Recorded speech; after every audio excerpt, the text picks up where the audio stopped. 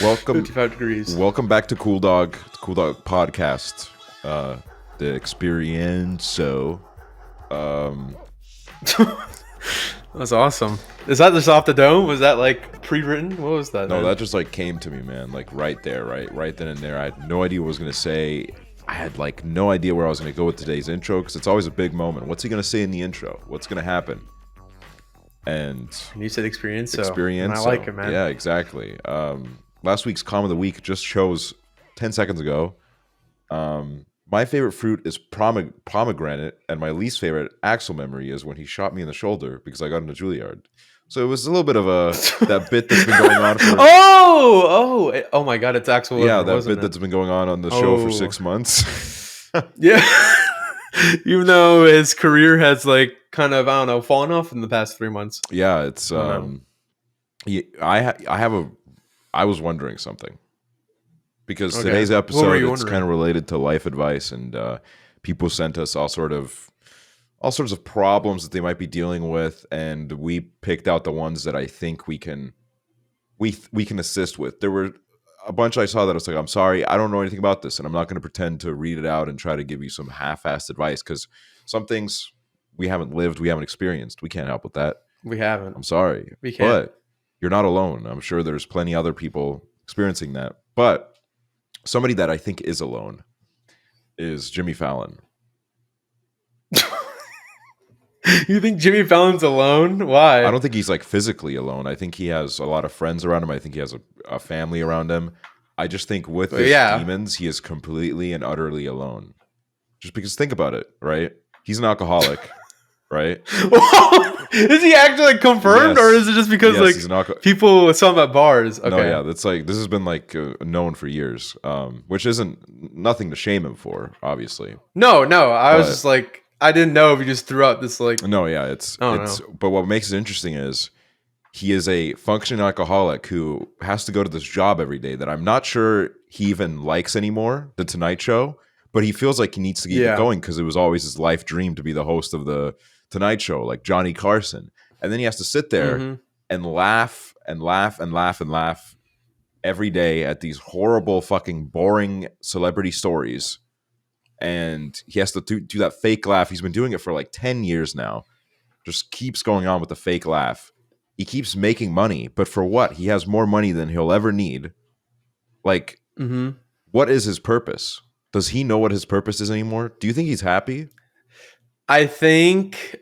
Do I think Jimmy Fallon's happy? I don't know. I think, maybe he's content now because he has like a family. I think. Then why doesn't he I don't know Jimmy Fallon's fucking life? Time with his family? Because the GOAT's so retired. Tom Brady, they thought he retired, and then he said, "Fuck that shit. I'm unretiring. I'm gonna play now." And Jimmy Fallon, he's one of the GOATs, man. He's up there with the great hosts of all time. Like Johnny Carson, Stephen Colbert. He's up there with like Jamie Oliver, John Oliver.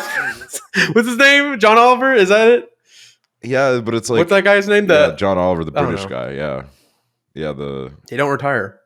But it's like I don't know. Like I watch him still sometimes. Like I check in on him like an old friend. I've never liked his show. I think outside of his show, never? No, I've never liked it. I was always like a big like Conan and like Letterman type of guy. Although Letterman, I was always like he's a little bit of an asshole sometimes. So I was like, but yeah, I was never big on Fallon. But. Oh my God, my train of thought has just completely escaped me. Hello? But Jimmy Fallon is a GOAT in the industry, and although he's not happy with the success or with the show, he's happy with the fans and the loved ones funny he has outside of the show. Made along the way. He's funny outside of the show is my point. Yeah. Like when he makes TikToks, he's really funny. So just think about this, right? Think about you, Hooverr. You're a funny guy. Okay. Oh, thank you. And the only way... but here's the thing is, at this point, you're also a millionaire, so money is not a driving force. But for some reason, this is like, I think this is the equivalent if we still did Reddit videos. If we still weekly Reddit videos, we read out those posts and we laughed at them.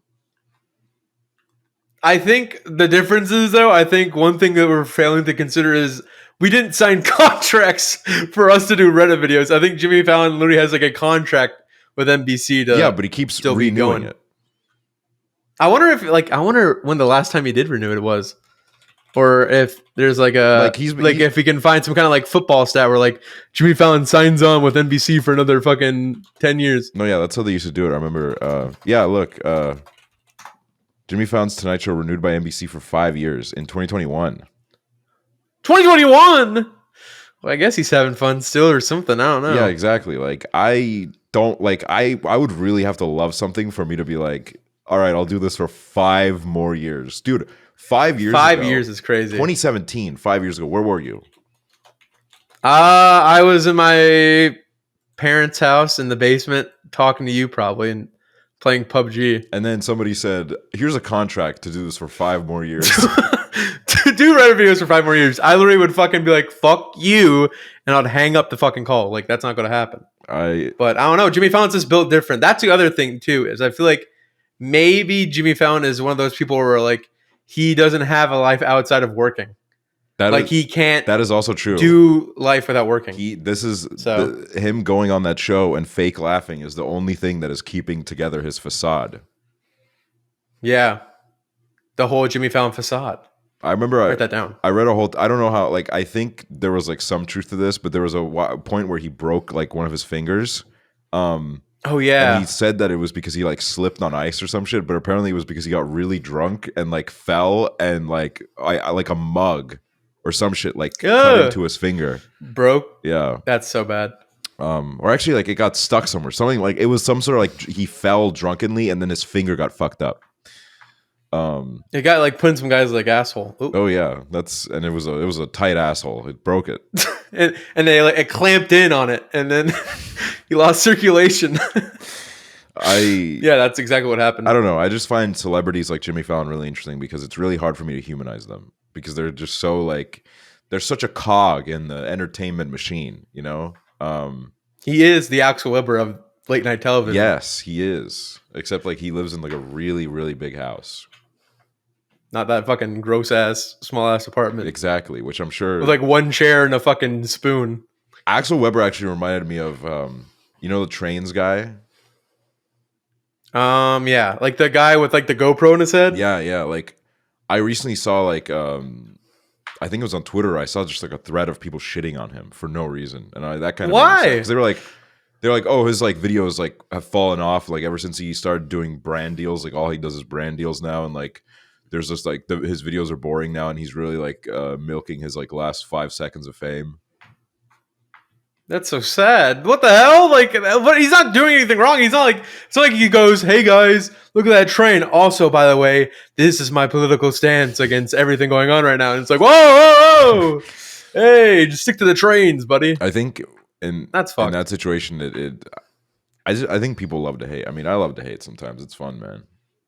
No, I definitely have realized in the last couple of actually, there's nothing that's like really made me think about this, but like I was listening to a podcast and I had the thought, I'm like, I feel like honestly, like sometimes I'm genuinely like way more fueled off of hate than I am of like love. Oh yeah. Like some things like I'll do, like I would go on my way to do out of hate, but like some things I want to do like just straight out of love. You know, it just it like just consumes me, and I can't help it. It depends on my day, man. If I'm having like a lovey-dovey day, I'm like I'll love anybody. I'll exactly. It reminds me of this thing that Casey Neistat said, and I remember when he said this, he actually got a bunch of shit from people because they're like, "This isn't true." But I think those are people that said that are virtue signaling dickheads. He said something about how he has a lot of respect for like really nice people because in like a lot of situations. It's a lot easier to be mean than it is to be nice. No, 100%. It is way easier to be mean than nice. Yep. Like you have to really force on a smile for certain scenarios, but like it's so easy to be like "fuck you." Like it's so like "fuck you" is such like a common phrase, or like "fuck" is such a common word nowadays. Where like I feel like I could just use it for anything, and it's like "fuck you," "fuck, get out of here, you fucker." Yeah, exactly. It's like I think a lot of people they'll shit on that statement. But they won't think about all the situations where they were put in like a bit of like a annoying situation, and instead of powering through it and being nice, they were dicks. Which we all do. We all do this. I'm not sitting here like I don't do this. We all do this sometimes. I never have maybe, but I don't know. Anyways, today's episode time for advice. Is all about life advice. Viewers have sent in all their problems, paragraphs of problems, just trauma dumping all over the place, taking huge trauma dumps here in the COOLDOG studio. And nobody flushed. I'll tell you that much. Trauma dumps and nobody flushed. Not a single person flushed. And I'm not clogging that shit. All right, I'm not unclogging it. Oh yeah, definitely not. But you guys sent it in through Google Forms, and Hooverr and I both have picked some of our favorite trauma dumps. Some of these are longer, some of these are short, but yeah. I think I got a pretty good selection of problems. How about you? You know, we were talking about it before. Aksel has definitely more than I do, but I think I have some ones. You know, I'm like a doctor. I could prescribe you some good advice. Well, take it away. Pick one and read it out. Okay. Well, actually, I feel like I wish I had like a name where I'm like, Julie from North Carolina says, I'm choosing between colleges right now, and I'm down to 2 choices. They're fairly similar, but one is very close to home, while the other is a few hours away. Most of my close friends are staying nearby, and I would be able to see them often if I stayed, but it would also be cool to go somewhere new. It is most difficult to decide because I cannot help but think my entire life will be defined by this decision, and that's difficult to get past. And the thing about this is I kind of had the same thing, but with my high school, where I was going to go to either 2 high schools. One, all my friends went to, and 2, the one that nobody was going to that I knew. And the only thing that had a connection to the second school was that my fucking family members went there. And I really liked the school. But the second, or like the first school with all my friends, I didn't really like care for it as much. And I obviously had my friends, which was a plus, but I ended up picking the one that I didn't have all my friends go to. And, you know, without that decision, I feel like maybe I wouldn't have done YouTube, because I feel like going to the school I went to, like, it kind of like set me down a path to do YouTube. But I think honestly, in that scenario, you just got to go with your gut and really just like go with what you're feeling like, because although it may feel like, oh, I can't hang out with these people, or like, oh, I can't see these people like while I'm in college. Like, I would say the friends I didn't see much in high school, like, because we went to different ones, I still saw, and like we still hung out when we could. Mm-hmm. And it's not like it's not like it's going to fucking break the relationship and the friendship. Like, I think, you know, if you manage your time correctly, or, you know, circumstances where like you'll have a break and you all can see each other and catch up, you know, it's like, that's perfectly fine. So honestly, you know, just go with your gut, go with what you're feeling like. 'Cause, you know, ultimately I feel like you're going to pick the right choice no matter what. I think that's good advice. I think what it is really is that, most good things out of life, most like good big changes that happen in your life, they come from when you take a bit of a risk. And it definitely is a risk. Exactly. To like, you know, if all your friends are staying in the same place. But I think sometimes you shouldn't run away from things because of fear, because this could be like a huge opportunity for you as well to like meet a bunch of new people, get out of a bubble. That's a really like important thing as well, is to get out of a bubble and kind of see how people do it elsewhere. Because, you know, we all love our friends, but sometimes it's nice to just like talk to some people that like are completely just not around the circles that you're in. So it could be good for that. And also, that's also a good point, that I don't think friends, if they're really your friends, they won't disappear. Like you can, it'll be a great thing where you guys can go do like separate things for a bit, and then you'll end up coming back and like, you know, hanging out on the breaks, and also like, you know, after college, you guys can like come together again maybe, and kind of both bask in the glory of this new experience you guys have created. Exactly. You know, get that new life experience if you want to, but don't feel pressure because, you know, I don't know, other outside forces, maybe. I don't know. Like, I feel like definitely for part of my decision, like was heavily influenced on like my parents. And then I realized like, why am I letting my parents decide where I want to go? And they just because like, it's my life. They just like, it's like, they were okay with whatever you chose. Yeah. That's nice of them. It was just like, you know, it's, I mean, at the end of the day, it's like where you want to go. As much as you may think like, oh, I need to go here because they're going there, or because they want me to go there. It's like it's up to you to truly decide like if this is something you want. Because if it's something you want, then chase it. But Yeah, that's the thing as not, well. Is then I don't think there's like a wrong answer there. Like whatever you choose, exactly. it's all about what you feel like you require. Exactly. You do you. One of the ones I chose actually has, it's kind of like a similar thing, but it's like a little bit. Well, I'll read it out.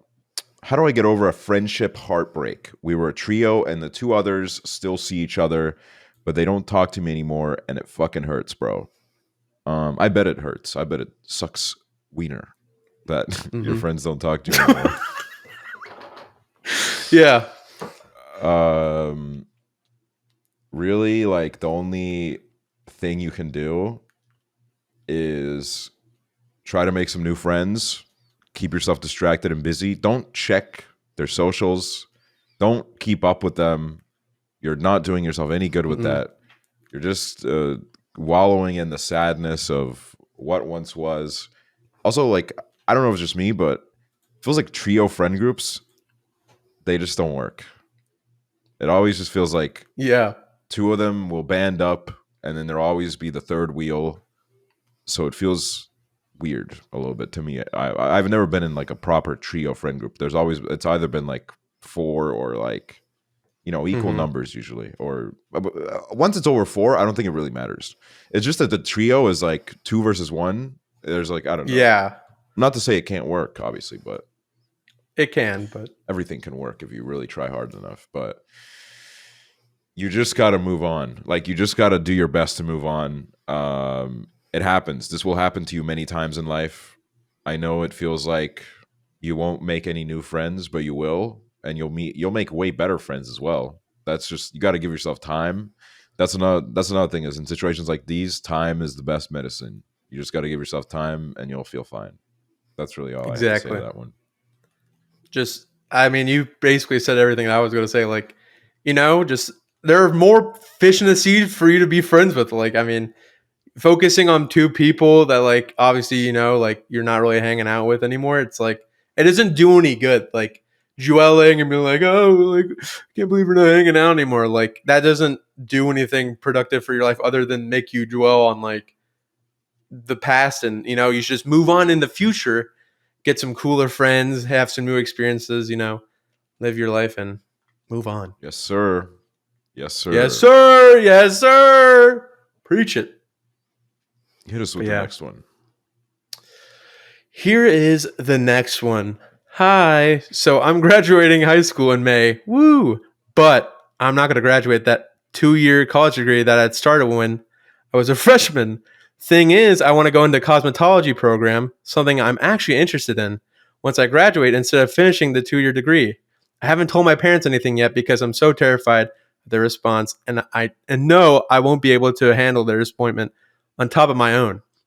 I don't know how to tell them or what to do with my life going forward. This is a mess, a little my bad, but I just want some guidance, possibly, maybe, thanks. And let me just show you right now, you're talking to me, a guy who didn't even go to college and who had to tell my mom that like I want to do YouTube. And it's not, and by the way, my mom literally never let me use PayPal for a while when I was growing up. Like I was literally in 8th grade and she didn't trust me to use fucking PayPal. So try to explain to her that like I'm making money online and that I want to make it my full career instead of going into a fucking college that she expected me to go into. So I would say this. I mean, you just got to tell them. Like, you just got to tell them straight up like what you want. Because if you bat around the fucking bush, it's only going to make it worse for them. Because then they're going to be like, why'd you lie to me all this time? Like, you should just be honest with them and be like, yo, I want to do cosmetology. I want to go into this thing that like I know you don't necessarily want me to go into, but it's something I'm really passionate for.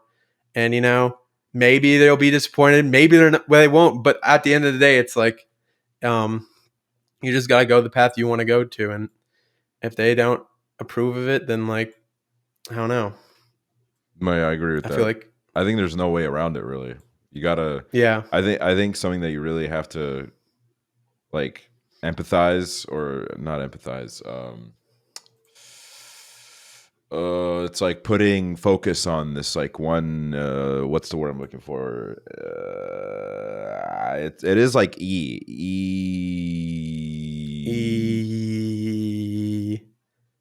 Wait, what was the word you're looking for? When you're like putting focus on something, like putting like when you're like, I'm making this my main point when I'm saying something. This is my main point. Enunciate? No. I mean, I guess. It's like Wordle. I don't know. You got to really like you got to try to make it, you got to try to make your point as clearly as possible. And you really got to try to make it clear that this is something that you want to do. You know, try to like really, I don't know, explain your feelings about the matter. Try to do it in a way that like when another person listens to it, they're like, okay, I can, like, I can at least like understand why that person wants to do that.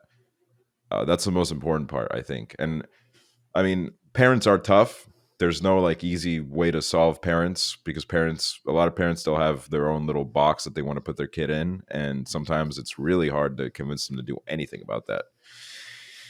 But I mean, this is all you can do. And you're also like whenever someone brings this up, it like simplifies the situation, but you are getting to the age where you are an adult. So you should be making those decisions, I think. And if they're trying to get in your way, then say, fuck your parents and leave them forever. No, I'm joking. But hopefully you can solve that. Yeah. And I mean, at the end of the day, everything will work out. Like, you shouldn't think that this is like something that's like, oh, I'll never get past this problem. You will. You'll laugh about it in like a few years because you'll be like, hopefully doing. You'll be on like a yacht. Exactly. Yeah, you'll be doing what you want. Next up, we have this problem, which this is one of the first ones I saw, and I was like, I know exactly what to say to this one, so I'm kind of excited for this one. I really like this guy, but I don't know how to go about it. He's really chill, but my giant ass ego can't take someone rejecting me, so I don't know if it's worth the risk. Here's the reality check for you. You need to fucking get over the fact that sometimes people may not want you, and you're just going to need to go for it. You're going to get rejected like 100 times in your life. It's fine. Everybody gets rejected. Think of the hottest person, the hottest, coolest person you've ever seen. They've gotten rejected a bunch. Sometimes you're just not people's cup of tea. You just need to get over it. And you just need to go for it. If this guy, if he's chill, he'll probably be chill about it if he doesn't like you. But also, like, do we even know that he doesn't like you? There is a real chance, True. You should tip your toe in the water and see what's going on. I think shoot your shot. Because if you are going to live your whole life in the fear of rejection, you're not going to get anything done. You're going to miss out on so many opportunities just because you were scared of somebody saying no. Somebody says no, then what? What's the big problem? You just move on. Yeah. Like it sucks, but you move on. The thing is like maybe there's a person that rejects you that you liked, but then imagine they said yes and then you weren't compatible. Mm-hmm. Think about it like that, Think about maybe if they did say yeah, maybe you all just wouldn't work out. Exactly. Like, it's very plausible that like maybe it wouldn't have worked out. So also, don't fret. If you keep avoiding situations because you're afraid of rejection, you're making like when you actually do get rejected, because it's inevitable, you will get rejected at some point in your life. I'm sorry to say, it's going to happen, whether it's regarding romantic relationships or whatever in life. It's going to be so much worse. You just have to take risks, and when you get rejected, take it on the chin because it's a part of life. And yes, it sucks in the moment, but then, give it some time, you get over it, and you can go get rejected all over again. And it's fun. Yeah. That's what life's all about, man. So don't worry about it. Don't let the fact that you're scared of somebody rejecting you stop you from pursuing this. Just go for it and have fun. You only have one life. YOLO. YOLO. Live life like a video game. That's exactly what I say. My life is like a video game. Awesome song. I love that song. Thanks, man. Thank you. Next one from, like, I don't know. I keep thinking they're going to fucking put their name. I keep thinking or worrying about the future that doesn't really need to be worried about, if that makes sense. Instead of living in the moment and appreciating what I have now. I don't know if this is normal, but it's really bothering me personally, and I do not know. Stop thinking that way. Well, let me tell you right now, that's exactly how my life operates, and it's not like you're not alone.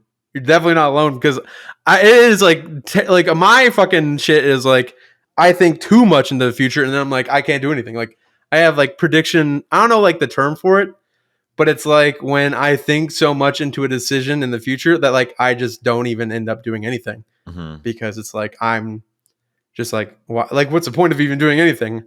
So like it's definitely something that I fucking deal with a lot, and it doesn't fucking make things easy. It like worrying about shit in the future that probably won't even happen. It's like it really does stress you out because you think the worst is going to happen, but in reality, it's like most of the time it's not, and it's just you kind of going like down a snowball of things and be like, well, if this happens, and what if this happens? Because if that happens, then this will happen, and it's it's not a good way to think, and I have my own troubles fucking dealing with it, but ultimately, I just gotta like, I don't even really know what to say to help, but the one thing is, you're not alone, and just try to think about the present as much as possible because I feel like you get so much in your head sometimes that you fail to realize like what's even going on right in front of you.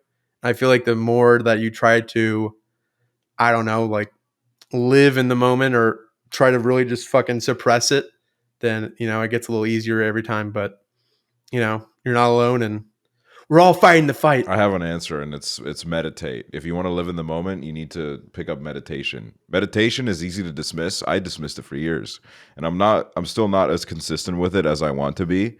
But a good meditation, and also it takes tries. You don't like the first meditation, you'll feel good, but it takes like multiple like time. Like you can get like guided meditations on YouTube, or you can learn to like meditate by yourself. You can like, there's so many ways to do it. You just got to Google it and figure it out which way works for you. But meditation grounds you, and it helps you kind of exist way more in the moment because you become way more conscious of everything around you, and you become way less, you get out of your head way less. Second of all, no, yeah, everybody struggles with this shit because we know everything, but we don't know the future. And that's why it's so scary to us. We're so used to having an answer for everything, but then we ask like, ooh, what's happening in 2 months? And all of a sudden we have this riddle that we can't solve about, ooh, I don't know what's going on. I don't know what's happening. Just take it one day at a time. It's not easy, but you got to try your best to, whenever you fall down that path of thinking, just try to think about, well, what am I going to do tomorrow? And if you have an actual problem that you're worried about, think about what can I do tomorrow to maybe start taking steps towards dealing with that problem. That helps. That helps. You got to just stop thinking about it as like oh my God, I'm going to fall. Because also another thing is a lot of these motherfuckers, are like in high school worried about their future. Dude, you don't have to worry about shit in high school. Dude, let me tell you right now. If you think that, you always are constantly worrying about the thing in the moment, there are going to be more and more things in your life, and you have more and more time. Like, I used to fucking worry so much about getting into high school because I'd be fucking having bad grades in 8th grade. I'm like, what is that? I'm going to be fucked in high school. Like, I'm fucking done for. And then I'll be in high school, and I'm like, oh, what about college? Like, I'm going to be fucked in college. And then college students are like, oh, what about my job? Like, you have all the time in the world. You're so young, like, as much as I fucking say that, and then I fucking think like into weeks, and I'm like, dude, I don't know what I'm going to do with my life. You do have so much time, and, just realizing that you have that time, I feel like it kind of takes off the edge a little bit. The thing about it is even when you're out of high school, even if you're in your fucking 20s, like,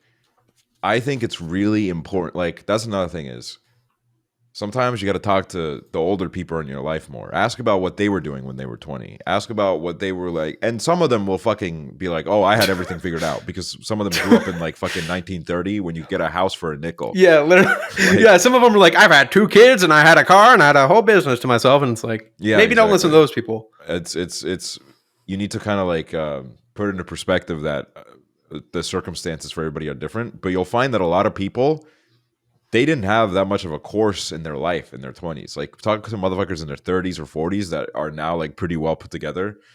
In their 20s, man, they were on a sore path. They Miserable. had nothing going on in their shit.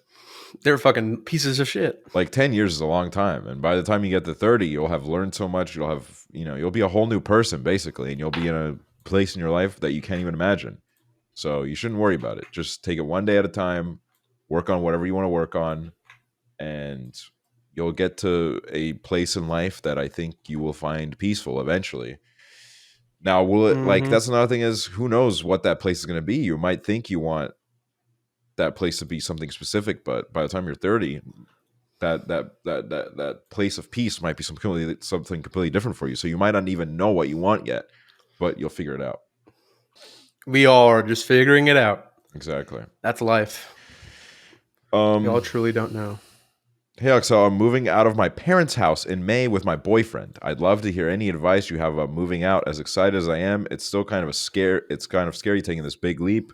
How do I stay on top of household work, make my space my own? Is there anything you wish you knew before you moved out? Thank you, Aksel. You're the best. They only addressed me. Oh, sorry. Well, I'll just fucking sit this one out. You can fucking deal with your own traumas, I don't care. Moving out is one thing you should be prepared for is the household work. There's going to be a lot more of it. Things don't suddenly disappear anymore. You leave a little something there, it doesn't disappear anymore. It's going to be there for weeks if you let it. Yeah. Like for example, every time I buy meat, it's so annoying because then I'm like, well, now I need to like make it in the next few days. Now I want to make meat, but do I want to make it in the next few days? I don't know. And there's also the option of freezing it, but then that's like a whole process, and then you got to like unfreeze it. It's just it's annoying, right? Yeah. So it's like I try to avoid that. So I buy meat, and I'm like, I have to make it in the next few days, and then you miss a few days, and then you just have that meat in your fridge that has definitely gone off. And you're like, oh man, I got to throw that off. But it's like, it doesn't look bad. And then you're like kind of in this like wave of depression. And every time you open your fridge, you're reminded of like what a pathetic sack of shit you are because there's like a chicken breast that you bought like 2.5 years ago that's still on the top shelf. Yeah. That you were going to make a few days after you bought it, but it's still there and you haven't even thrown it away. Anyways, be wary of things like that.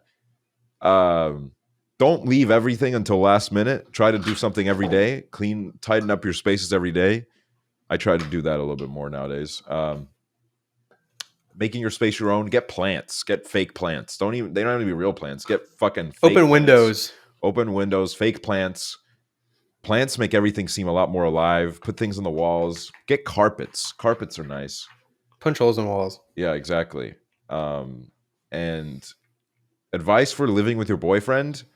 This isn't to scare you, but you should be prepared that there is always a big culture shock when you move in with somebody, because one thing is, spending an extended amount of time with them or, seeing them every day and then going home. But like living with someone, that's every day, man. You wake up every day and there they are. You wake up tomorrow, they're going to be there. Like that's mentally just prepare for that. It's going to be fun, I'm sure. But if you're not prepared for that, sometimes you'll be like, oh my God, I forgot that like my friend here doesn't go home. Yeah. Yeah. It's kind of crazy, but it's kind of the same for me because, obviously I live with the Coreys, but Weston's on the same floor as me, like the top floor. Mm-hmm. And it's kind of like the same thing where like when I first moved in, I really didn't know like what I was getting myself into.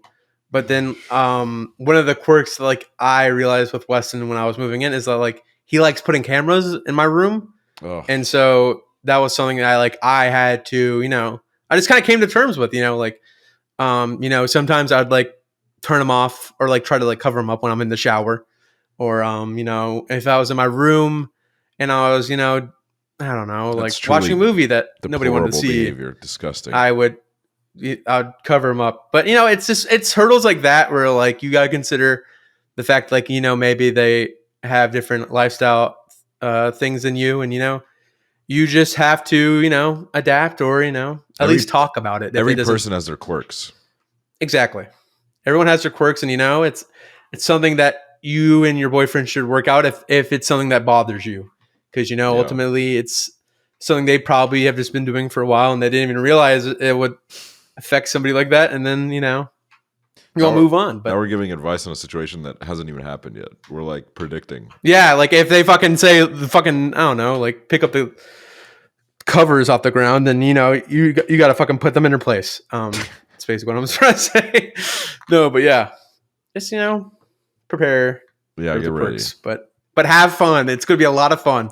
It's gonna be a lot of fun watching movies, hanging out, eating popcorn on the couch. Getting crumbs on the carpet. Yep. But then you clean it up. Who's gonna clean it up? Who's gonna clean it up? Who's gonna clean it up? Argument. Who's gonna clean it? Up. Argument. Fucking like plates thrown at the wall. Stuff like that. Adam Driver. I hate my fucking life. Every day I wake up. So basically, don't move in with your boyfriend. It's gonna. Don't move in. Stay alone. Stay alone. Keep on your toes. YOLO. Don't trust anyone. Next up, what do you got next? I have, I ended that one off basically insinuating the divorce movie with Adam Driver, but this is like a silly one that I've kind of related to. My BF has goofy music taste. How do I fix them? And I have a couple friends that have some goofy music. I'm not gonna lie, they have some goofy music. And one thing I've learned to realize is people have their own tastes, and they have their own taste and likes in music. They have their own little itch scratchers. Yeah, exactly. And my brain worms, my brain is smooth like a fucking, I don't even know, like a, I don't know. I'm not. Are you having a stroke right now? I'm having a stroke. I was gonna say baby's bottom, but I was like, I don't even know. Like that, you could say that, but I've just really come to terms and realized, everyone has their own music. It's fun to goof around and be like, oh, this dude playing fucking blah blah blah. Like I always do that with AGR and fucking Weston putting on Steven Universe music in the car, but you don't need to fix them. Okay, you need to appreciate them, and you need to really appreciate your differences and maybe try to understand their music taste instead. Exactly. Because maybe they think you have some goofy ass music too. Yeah, exactly. Probably sitting there listening to fucking, I don't even know. Probably Mitski. Sitting there listening to fucking, Claro. Oh, I got to fix Claro. it. Everybody's going to listen to Claro. Oh, my boyfriend has goofy music taste. He's probably just listening to fucking like YBN. Not me here. And who cares? Move on. Man. These kids nowadays, man. Fucking narcissistic freaks. They're freaks. They're actually freaks. And that's the thing I want to get across. I tend to hate myself when I have a crush. I wasn't even reading one out there. That was just like me. Why? Well, let's hear it. Maybe I can give you some advice, man. Well, when I really, really like someone, which is rare, I tend to look at myself as someone below them. I put them on a pedestal, and I end up not enjoying my own company. This sucks because I'm open to a relationship, but I end up ghosting them because I feel the need to start a healing stage again. Oh, that's it? Yep. Well, this is what I would say to you, Aksel, because that was you giving your question for advice. Yeah. Yeah, that was my problem. I think that you need to stop putting people on pedestals. These are people that are common to you, and if there's somebody that likes you, then they're on the same fucking pedestal as you. Like even if it's somebody like you think doesn't even like you, like really break them down as a human being. Like they're doing the exact same shit as you. Maybe they have some different interests. Maybe they have some different quirks and personalities. But at the end of the day, don't put them on a pedestal, because who knows? Maybe you'll end up actually dating them, and then they're so much on a pedestal that like when you're actually dating them, you're like, oh, it's an unhealthy, shitty relationship. Exactly. You're one of those people where it's like, oh, the ick. I'm getting the ick. Exactly. You fucking tumbled down the stairs. I'm going to break up with him now. Here's my advice. Weaponize your inferiority complex against other people. I do that all the time, where sometimes I'm like, I'm such a little piece of shit. I hate myself. But then I'm like, oh, this person I'm talking to, they're so much better than me. And then I remember, wait a minute, they're just like a person like me, and I'm a total dipshit. So they must be one too. Yeah, hell yeah. So basically, my attitude is, if I hate myself, you should hate yourself too. And you probably do. So I don't know. I don't like, I refuse to see anyone as smarter as me. That's not saying that Oh, wait, hold on. That's not saying as in like I'm Nobody. a genius. My whole point is that I think everybody's a moron, and I think it's Okay. life is really good when you view everybody as like an idiot. Because Really? we all are idiots in some aspects. You know, we're all smart in some areas, and in other areas, like, dude, Stephen Hawking, like, what did that guy know about Twitch emotes? Total normie, bro. You know what I mean? No, he doesn't. He definitely does not know about Better TTV and Franker Z. Exactly. You know? So it's like genius in like every other field, idiot in Twitch. You know what I mean? So everyone is an idiot, and you shouldn't put them on a pedestal because, you know, it's just pointless. And also, it's a dangerous road, like we talked about earlier, because then you go into a relationship with this person that you've put on a pedestal. It's good to love people, appreciate their good qualities. It's very good. But if you put them on a pedestal, it creates the situation where you don't doubt them, and you should doubt people. You should doubt everyone around you sometimes, because if you just like blindly follow everybody, you could end up in some tricky situations. So never enter a relationship with somebody that you are like, this is God, because it's just it's easy to go down that track. But I've been there, and that shit almost ruined my life.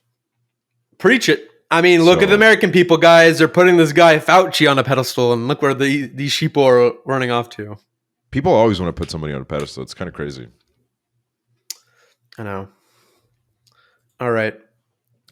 How do I narrow down what I really want to do in life? I've cycled through possibilities of what I want to commit to and study for in college, but every time I think I figured it out, I start to doubt my thoughts. Here's the honest fact. Nobody truly knows what they want to do because you're always growing and evolving as a fucking person. I literally went into high school wanting to be a graphic design person or a graphic novel person, actually. Oh, I wanted to do. You make little I wanted to porn draw magazines. I wanted to draw, and I wanted Adult porn. I did not want to do fucking adult porn, arsehole. I actually, I actually wanted to draw, and I wanted to fucking get paid to draw, and so I went into fucking art classes, and then I realized, I didn't really want to do this, and then sophomore and junior year, I was like, I think it would be kind of cool if I did graphic design, like I graphically designed, things for companies. I know that's not you fucking. I would want to graphically design things. And so that's what I thought in sophomore to junior year. And then in junior year, senior year, I was like, I want to be a YouTuber. And then I did YouTube. And then now I'm a Twitch streamer. And now, I'm moving on to the next thing probably because I don't know what the fuck to do either, dude. I don't know what to do either. So, it's one of those things where you just got to go with your gut in the moment. Maybe you do switch. Maybe you switch 500 times.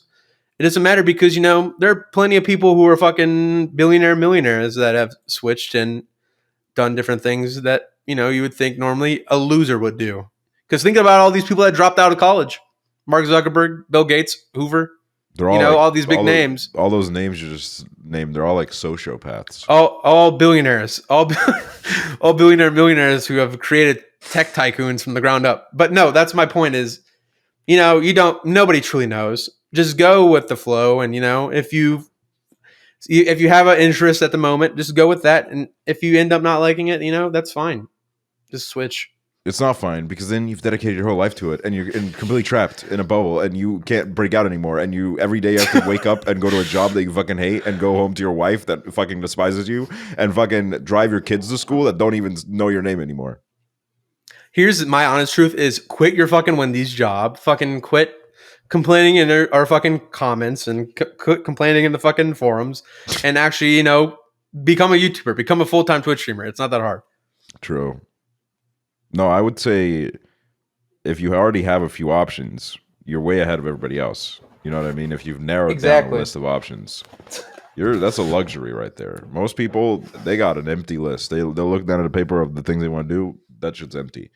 So really, if you already have a list of those few things, would it really be the end of the world of depending on which one you choose? Make a little list of pros and cons.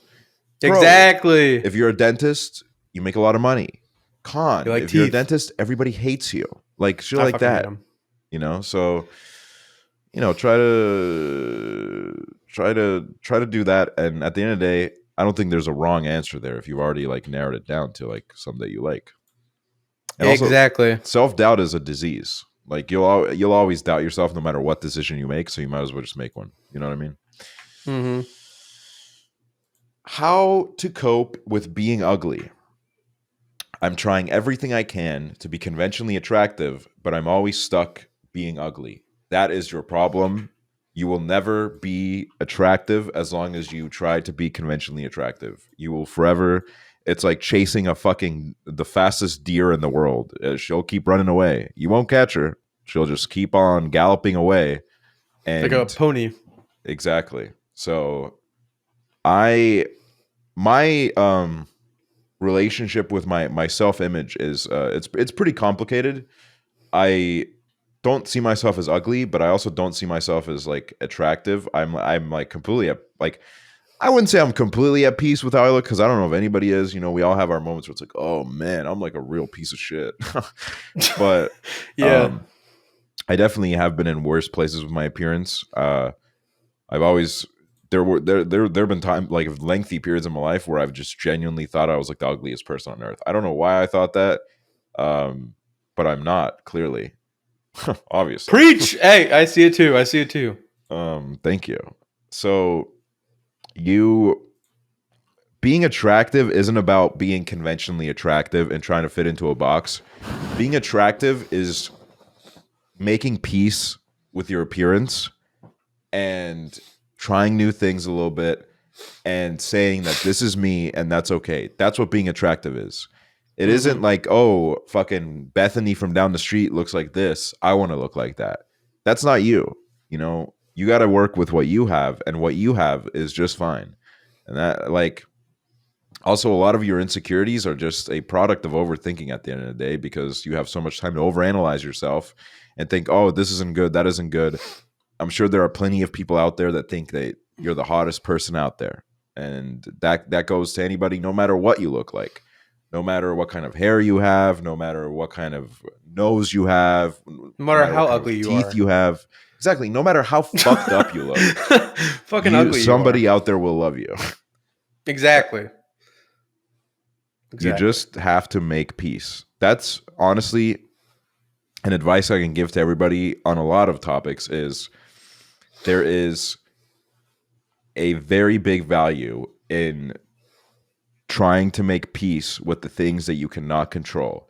And one of those things is, you know, you can get plastic surgery, but realistically speaking, do you have the money? And that is also can be a little bit risky. So an easier option in my book is you have to try and make peace with the fact that you are you, and that is okay. Also, like, I don't know, like I had this conversation with a friend recently about like super attractive people. Like, you know, we're talking like supermodels, right? Like people that everybody like Bella Hadid, right? Everybody's like, oh my God, Bella Hadid is so hot. I look at those people sometimes and I'm like, I feel like they must be like a million times more insecure than us, because they're not just striving to be pretty. They are striving to be perfect. Like, yeah, they are like, it's like the Kardashians. Like they want every detail of their body to be perfect. And the amount of like mental stress that must put them under, is it really worth it? Like, I don't want to be perfect, man. I like the fact that I'm a little bit fucked up here and there. I got like fucked up vision. My hairline is, well, maybe my hairline could be better, but that's fine. And you know, I got a little gap teeth. I'm fine with this, man. I don't know. Like, I spent so much of my life hating myself. I spent so much of my life legitimately looking myself in the mirror and like fucking getting angry because I was like, why was I made to look like this? Why can't I? And it's fine. You're fine. It's okay. You're fine. You just gotta look at yourself and be like, this is me. And, you know, come to terms and, you know, be confident in yourself. Be confident who you are, because confidence is also a key on being attractive. Yep. You know, you can sit here and be like, I'm ugly, but, you know, if you're maybe there are people that are ugly that are attractive. No, that's all I'm saying. But, you know, attractiveness comes from being confident in yourself. Exactly. You gotta appreciate what you have, man. Because it ain't attractiveness going is not here. Attractiveness isn't here. It's in here. Exactly. It's in your boobs. It's in your fucking boob. If you have good boobs, you're fine. Big boobs are key. Okay, guys. So get big boobs. To all the audio listeners, that was because Hooverr pointed at his chest. I pointed where my heart would be. Yeah, it's in his heart. But then he did a little joke and said your boob because I do. Because I'm a fucking little boob. pervert. Because he's a little fucking pervert who looks at boobs during the podcast. I can see your screen, dude. I got a whole window open of just like boobs right now. It's awesome. Boobs.com. Did you ever go to boobs.com as a kid? No, but I went to like porn.com. One of the first times as a little kid, this is at my God, this is like the house I was in for kindergarten to 8th grade. We had like one of those fucking old like Dell computers, and I typed in boobs.com, and literally the whole screen was just like a bunch of girls with different boobs. And then I heard my sister like walking up the steps, and I like freaked out and I didn't know what to do, and I like put on fucking Crazy Frog on YouTube, and I like distracted her. Dude, I was like 7 years old. No, actually I was like 5 or 6 years old. I was like very young. I don't know the particular age. I think it was before I went to school. And I was over at like my friend's house, and he said, "Did you know that there's like it must have been like I must have been like 7, because this we were talking about YouTube, right? And that must have been like, I don't know, like 2006 or some shit." He said, "Do you know that there's like a place like YouTube, but you can like watch people have sex?" And I barely knew what sex was at that point, but I was like, "Whoa, what? Ooh. You can watch people have sex?" And then we were just in his living room, and he pulls up RedTube. Oh my God. Damn. Okay. And in my memory, this is what I remember is he clicked on a video, and this guy had a dick that was literally like below his knees. It was like a my God.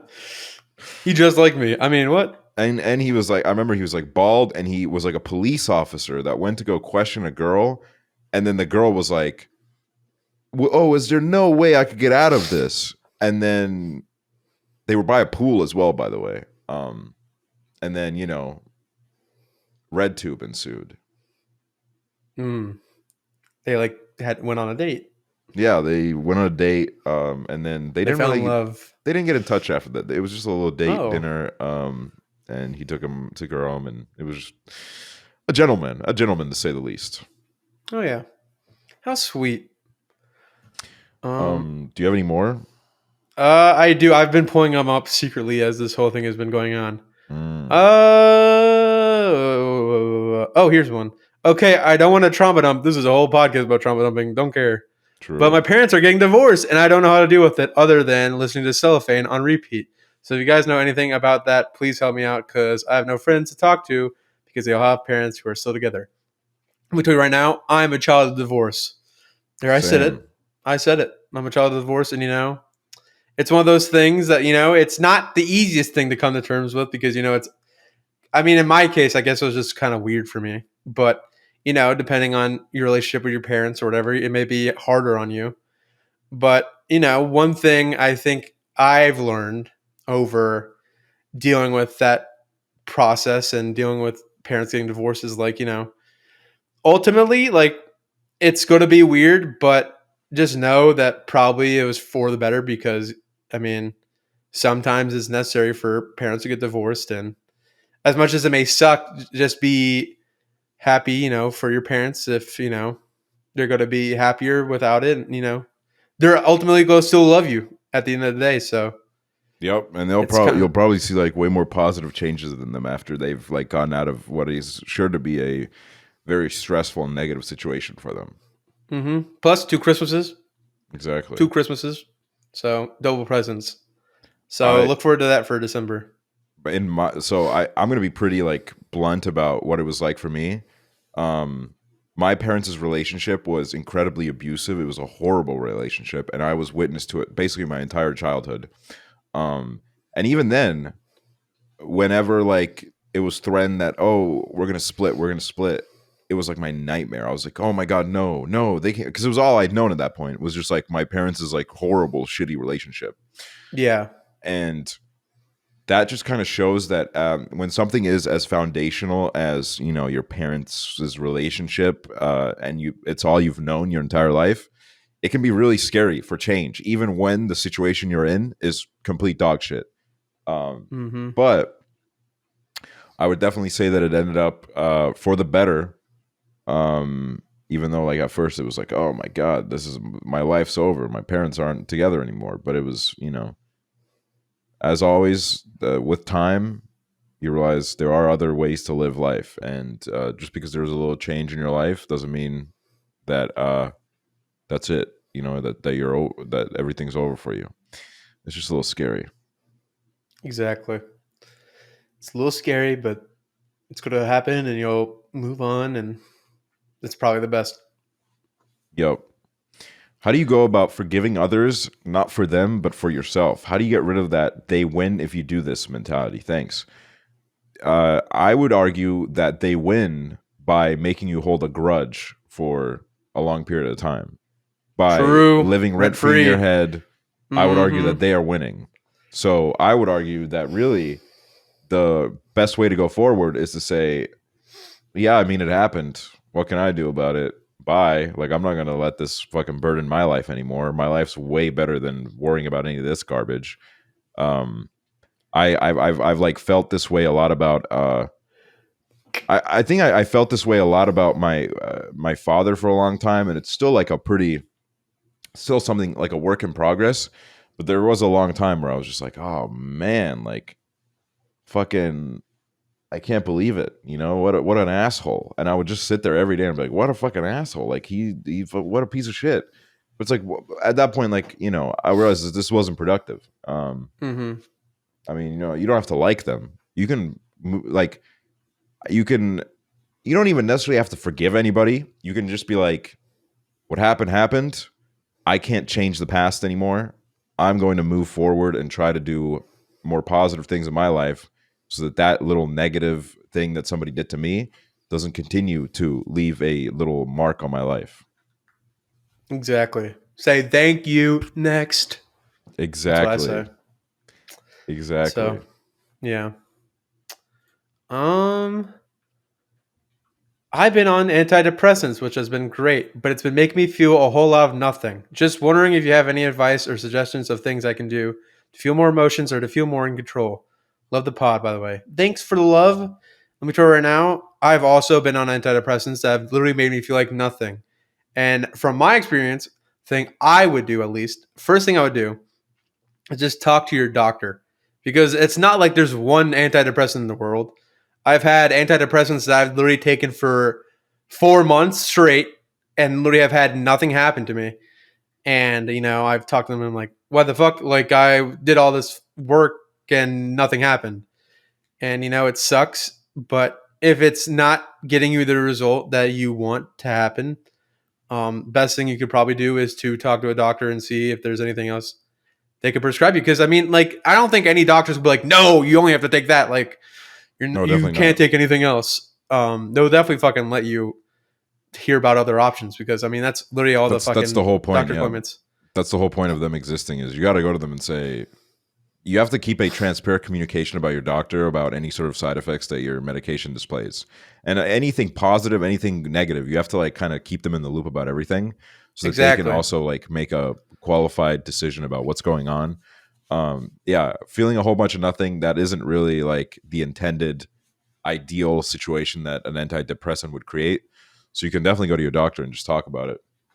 And also, you Yeah. shouldn't have it like a kind of a sunken cost fallacy thing about it, where it's like, oh, I've taken this for so long, I would just be ruining it if I switch meds now. No, there's no point to that. It's if at the end of the day, like with a lot of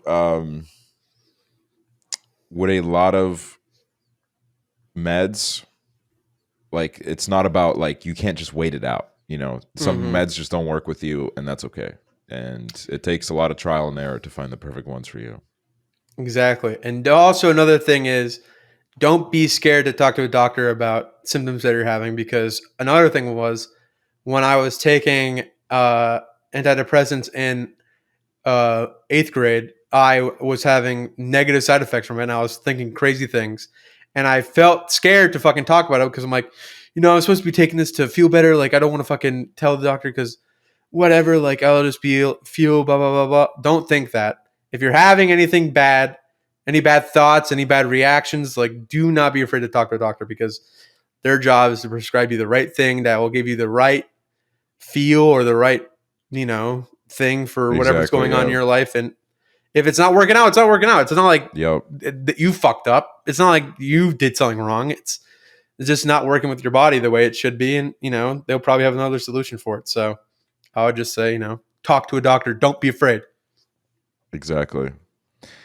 Now, this is the last one that I think we'll do. Okay. How do you become more comfortable leaving the house? I'm a 17-year-old girl who has friends that invite me out, but I can never get myself to go out and see them.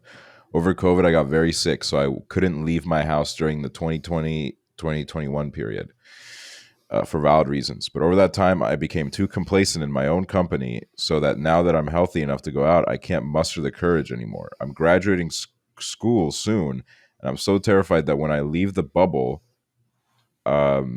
of my friends, I'll be left to fend for myself without great social skills to recuperate myself. I guess I need help in managing the fear associated with the outside world and social anxiety. Thank you for reading. I would say it's all about getting used to it again. You gotta take baby steps. You gotta go for a walk by yourself. Maybe you don't want to walk too far from your house, and then you can just walk. If you live in an apartment building, just walk around your building. If you live in a house, just walk around your backyard. Little things like that. And the next day you go a little bit further. I think it could because you've sorry,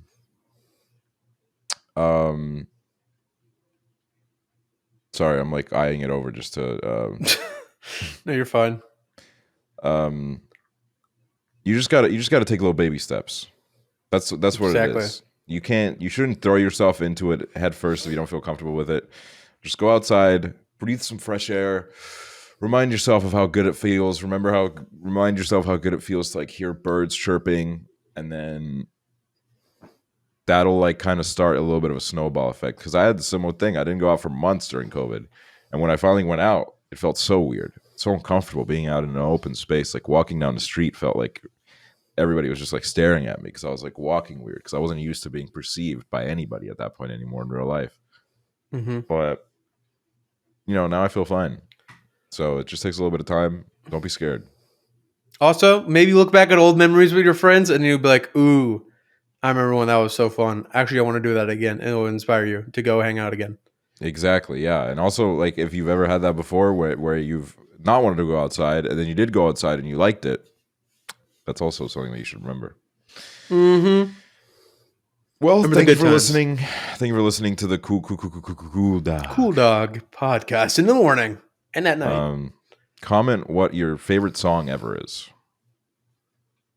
And leave a like and give 5 stars on any Spotify, iTunes. Yeah, and Spotify, all that. Stop giving our episodes COVID warnings. All of our episodes have COVID warnings because we keep making jokes about not wearing masks. So Dr. Fauci mask. Dr. Fauci mask mandate Trump. If you look at COOLDOG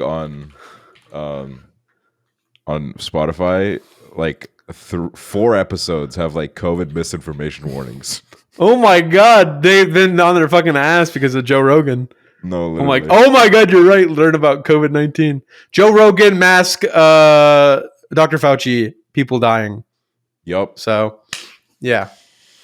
I will catch you guys next time with my co-host. Hooverr. Bye. Bye-bye.